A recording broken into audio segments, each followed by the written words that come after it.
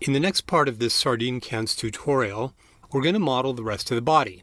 And this is going to be interesting because if you're brand new to subdivision surfaces and polygon modeling, there are going to be a lot of really good things that you're going to learn right here. Okay, so let's start off with, I'll turn this off and we're going to turn on some profiles. I would imagine if you're going to be doing this, you're going to have an actual can that you're going to be able to measure and establish just general parameters to start from. I have established a couple of components here that I've just got as curves. Let's start on the top. I will turn off perspective. So the first thing that we note is that the cursor is at the world origin. And I'm going to create a new collection that I'm just going to call modeling, something like that. Shift A, we're going to add a Bezier circle.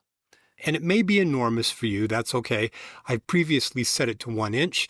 We're not going to worry about the resolution at this point.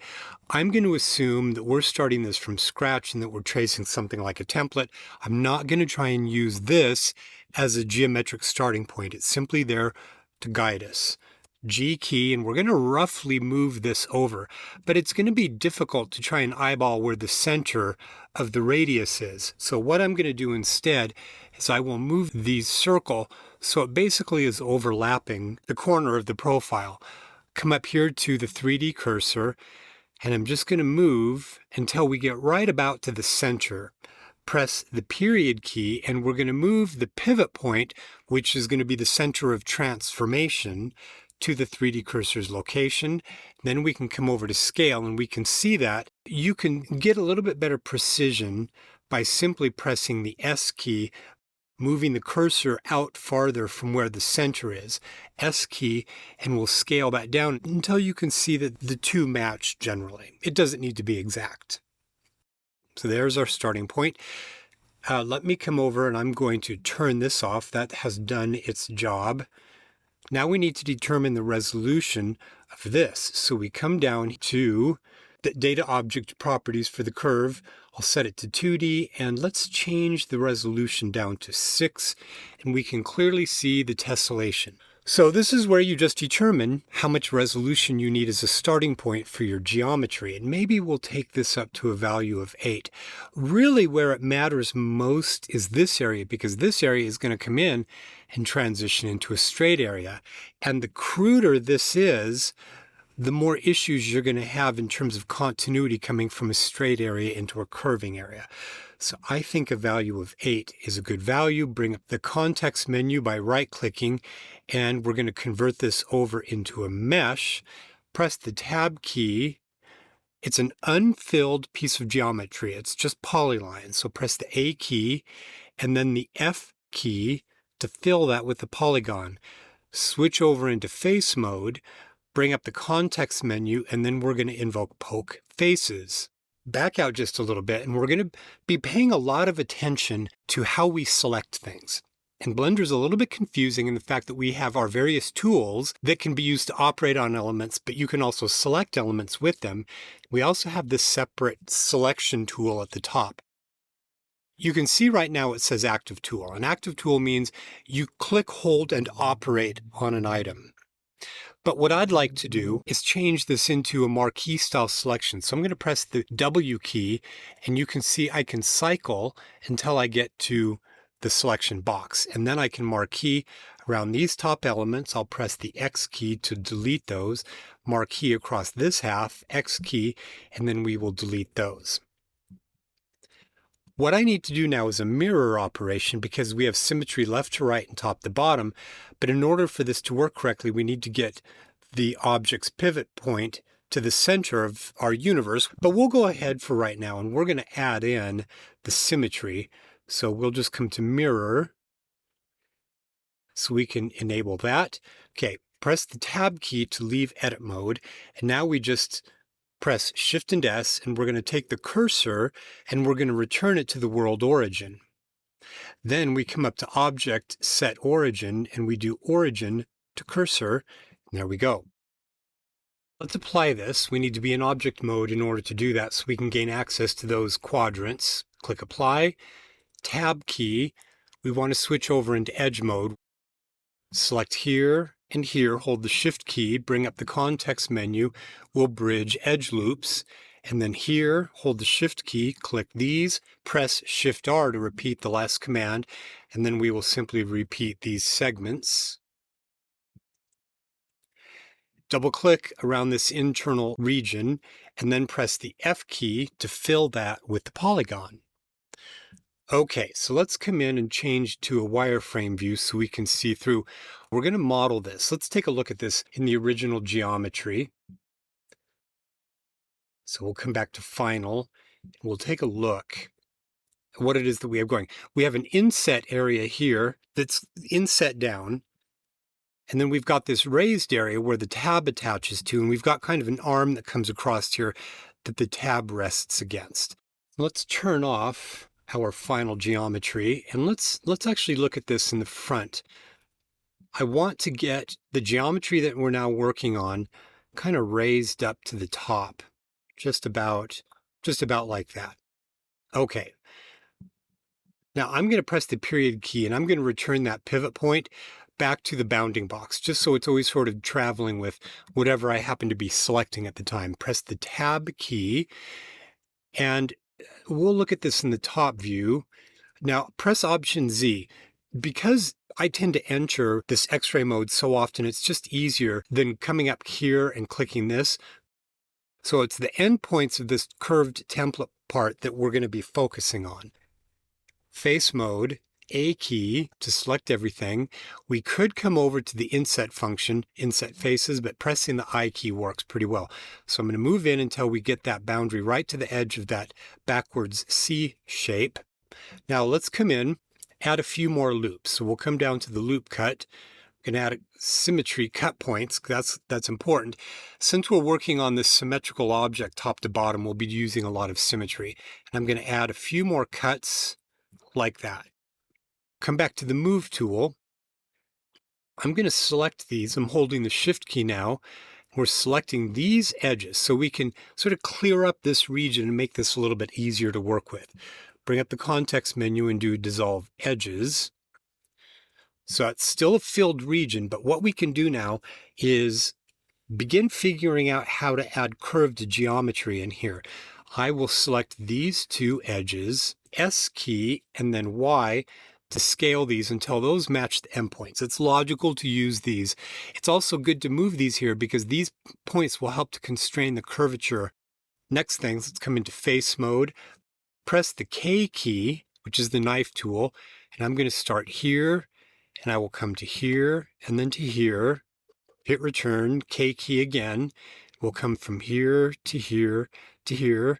So you can see I'm using logical endpoints. Right click, click here, here, and here, and return. So now we'll come in and we'll take a look at adding the curvature along here.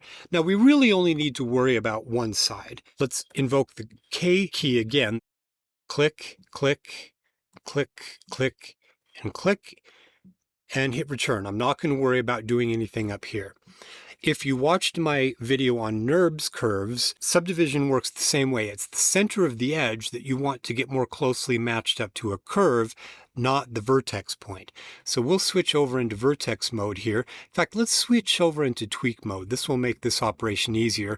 Click, hold, and drag, and click, hold, and drag about like that.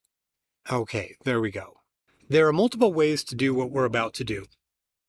We've got geometry that we've just done here, and I could have just eyeballed it, but I really want this to be perfectly symmetrical. So I'm just going to hold the Shift key and select these, press the X key, delete those faces, and I'm going to switch over now into Select Box so I can just easily select around these. We're going to duplicate these, but let's first establish our mirror point. So I'm going to come back over here to the cursor. I want to turn on Snap, and we want to be in vertex mode, so I can just move the Snap tool until it snaps to that vertex point. Press the period key, and we want our transformation to be at the 3D cursor's location. Now, even though we don't see a pivot, it's still there. So for instance, if I switched over to the move point, you could see that. Press Shift and D to duplicate this geometry and press the Escape key. Now press S and then Y, and -1 to flip that over. You're going to note that it's darker. So first go ahead and click, and then what you need to do is come up under Mesh, Normals, and you just need to flip the normals back into the correct direction.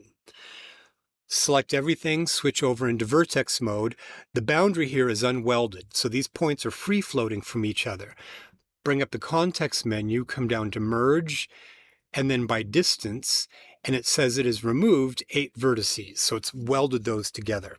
We have this inner area. In fact, let's do this. I'm going to press the Tab key, turn this off, and we'll come back to the final geometry. Option Z. We have this little ledge right here that comes down, and that's what we're going to model next. Is we're going to set this up to have this inset area with a little bit of rounding.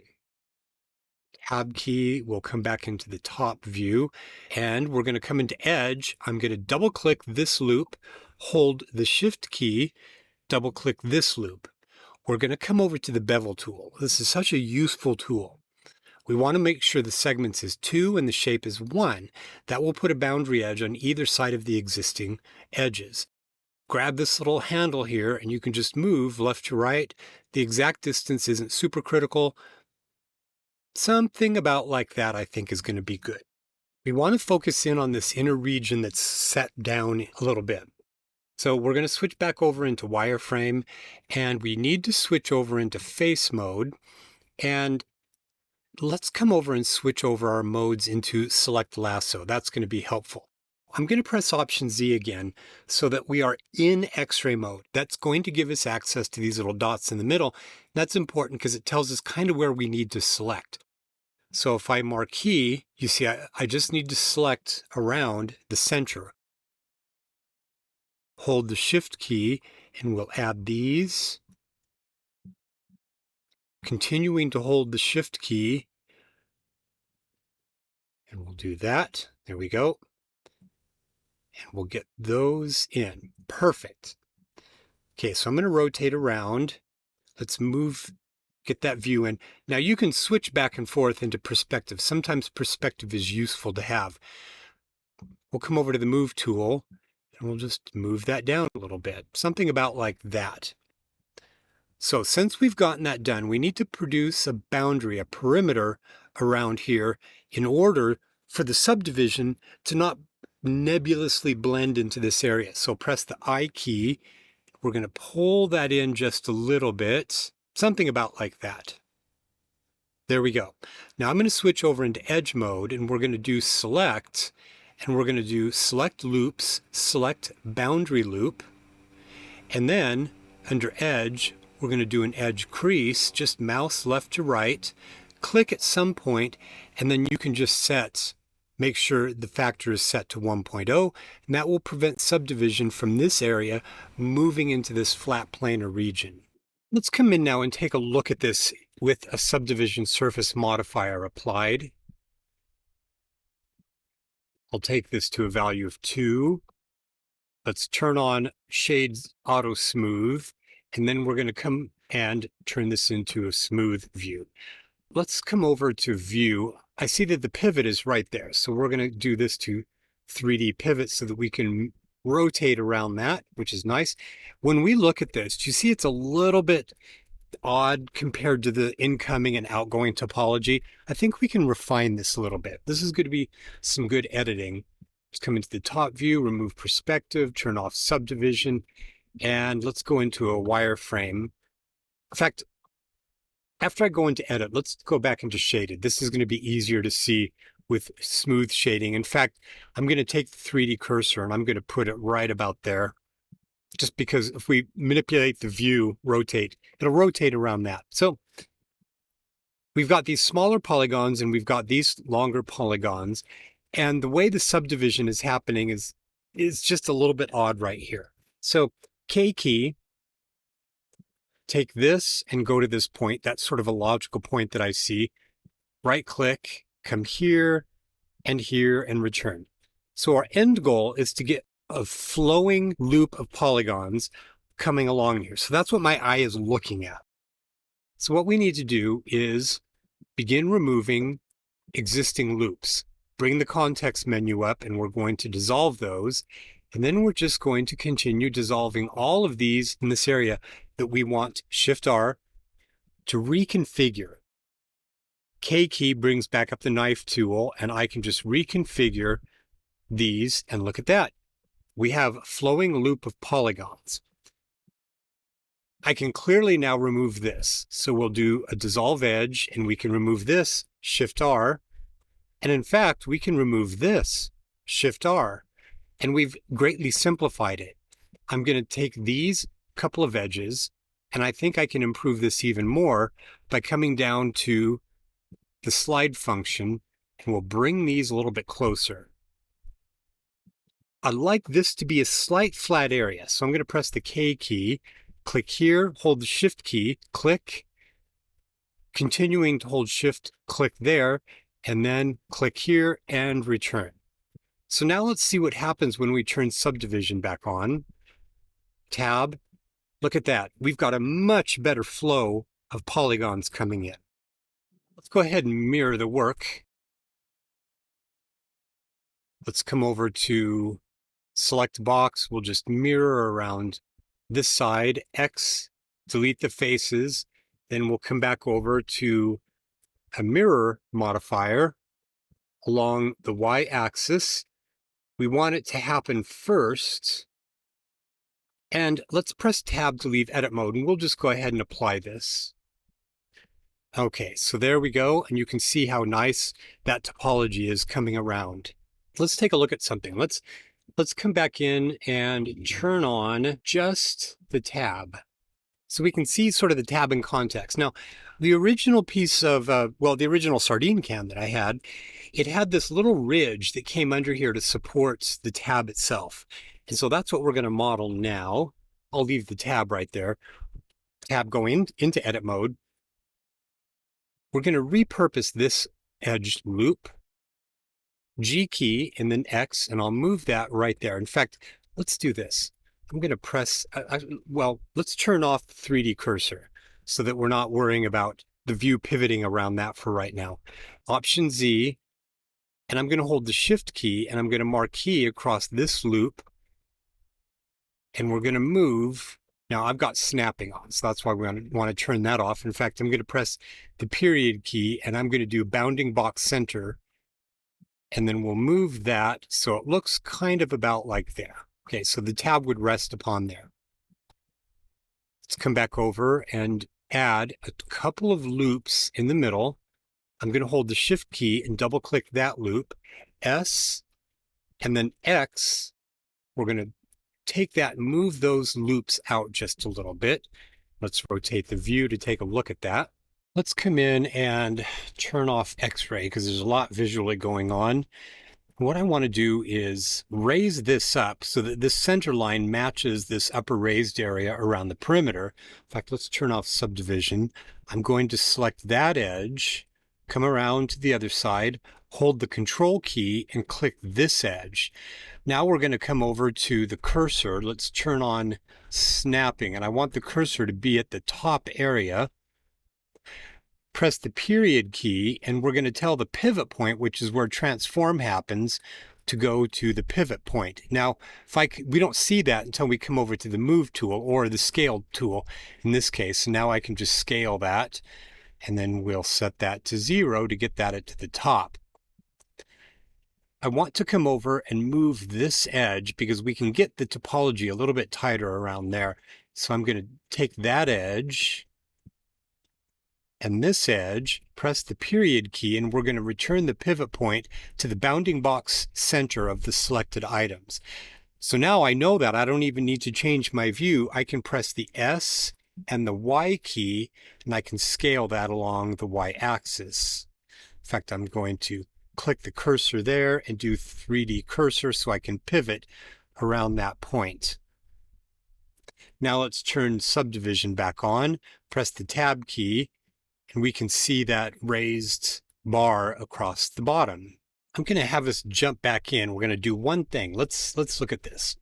If I go into polygon edit mode, let's turn off optimal display. We've got this thin polygon, this thin row of polygons. and the same on the other side. In fact, let's come back over into Move tool. And we want to constrain the polygons. This is a minor detail, but again, for hard body modeling, I'd suggest that you get into the habit of doing this. In edge mode, we're going to select this edge, and we want to prevent its subdivided polygons from passing that. So Shift-E, we're just going to pull left, right. Watch what happens. Do you see it pulls those polygons over and click? And that just makes sure that it doesn't bring any shading and curvature into that area. So we can do the same thing over here. It's a little bit hard to see, but we've got this corner, so you're going to have to hold the Shift key and double click here, and then just do Shift-R, and that just tightens that up. It's such an awesome feature. Okay, yeah, so you can see how much more cleaned up that is. Let's turn off the subdivision temporarily. What we need to do now is there is a riser. In fact, let me turn this off, and we're going to bring back the original. So it's got this rim, and that's what we're going to do right now. Let's turn off our template geometry and bring back our working geometry. I'm going to look at this in the front view. In fact, let me turn off the 3D cursor. In fact, I'm noticing the snapping is on. Let's turn that off. These two lines right here and here are the lip height lines for my template. That's kind of what I've determined. So Tab key, press the 3 to go into face mode, and then the A key to select everything. I key, we're going to inset just a little ways. Something about like that. That'll work. Doesn't need to be specific. I'm going to double click along this perimeter, and we want to extrude this region.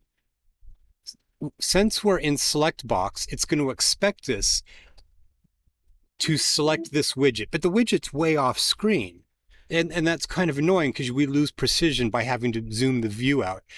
This is where switching over to Active Tool is really useful, because then I can just grab the elements and move them. I only want to move along the Z axis, so I press the Z key.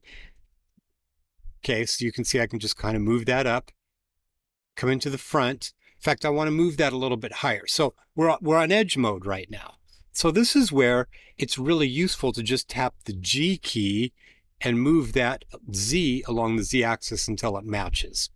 Switch over into edge mode, double click the perimeter.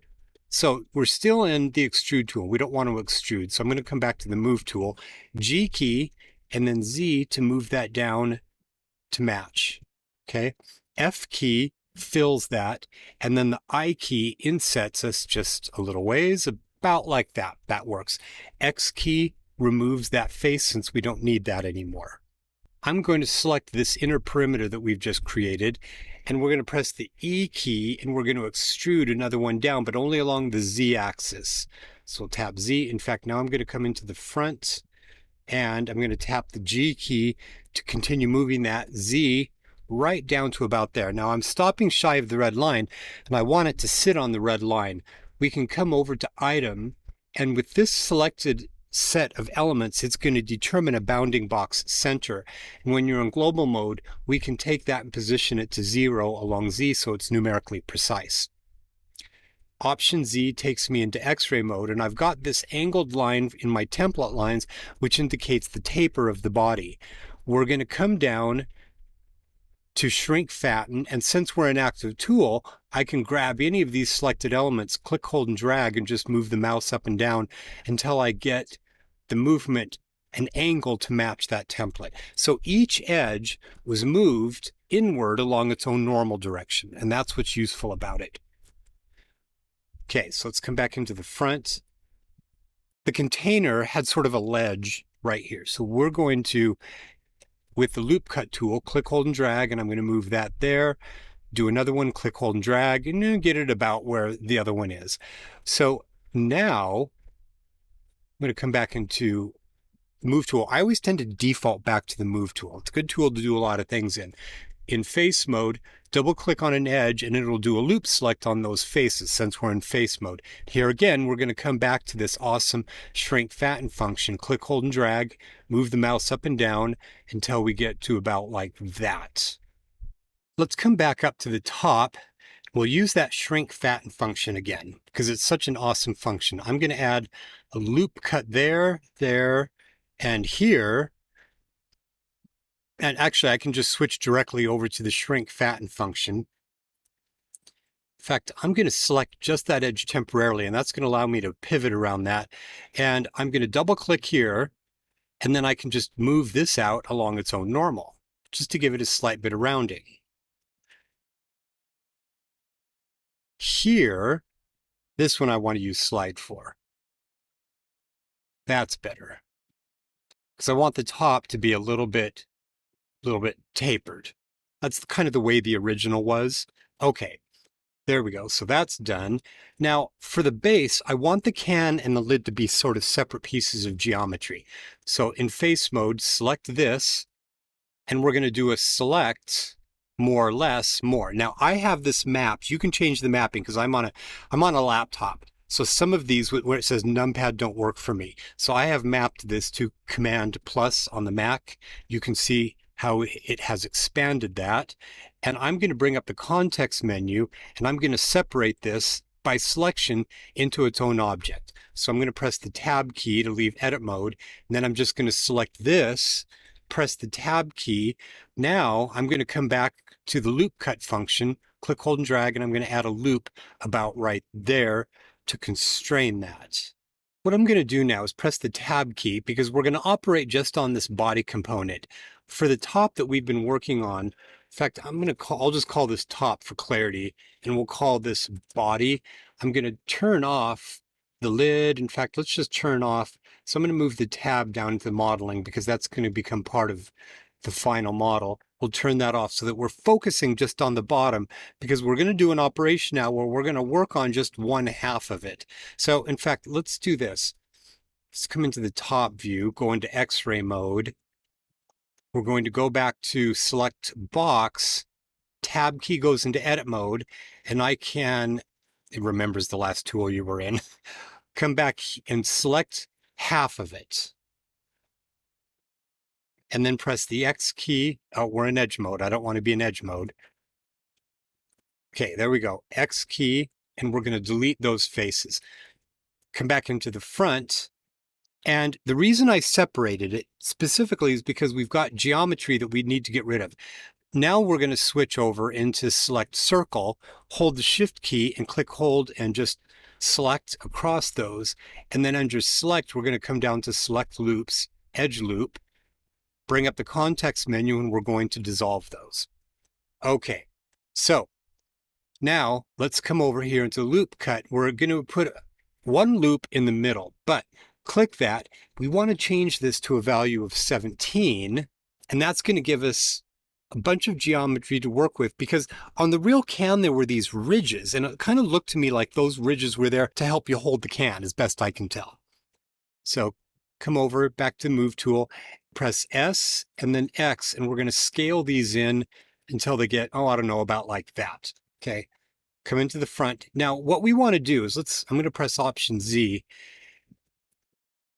We want to consider the fact that we're going to produce sort of these indents, and we're only going to move every other inward. So I'm going to select here, here, and I'm just going to do this every other select like this. And we want to just move these inward a little bit. So we're just going to kind of pull those in about like that. And that'll produce those ridges. I'm going to double click on the two end loops. And on these, we're going to use the bevel function in our configuration of 2-1. And we're just going to add a little bit of constraining geometry on those. Okay, so let's come in, go into shading, and this is going to help us to visualize this a little bit better. Now what we want to do is with the loop function, come in here and we're going to add a loop right about there. And then on the bottom, we want to fill it, but we only have half right now, so we can't fill it. So I'm going to press the tab key. Let's turn on Shade Auto Smooth. And we need to add a mirror function. And we want that to be at the top, and we want it to be along the y-axis. Okay, there we go. Let's go ahead and apply that. We're almost done. We're almost done. We're on the home stretch. Tab key, double click around the bottom, F key, switch over. We're in edge mode. Come down to bevel. We're in our 2-1 configuration. We're going to pull inwards just a little bit like that. Now, for what we're doing, we're not going to worry about having this filled. So I'm going to press the X key. We're going to delete that face. In edge mode, I'm going to double click here, here, and here, press the E key, and we're going to add those hard edges with the value of 1, the edge creases. And then we can turn subdivision back on and look at it by pressing the tab key. And there we go. So we have those sort of ridges that the real can has. Okay, so now we come back in and we turn on the other parts. Let's make sure we have subdivision turned on. And there we go. There is our final can.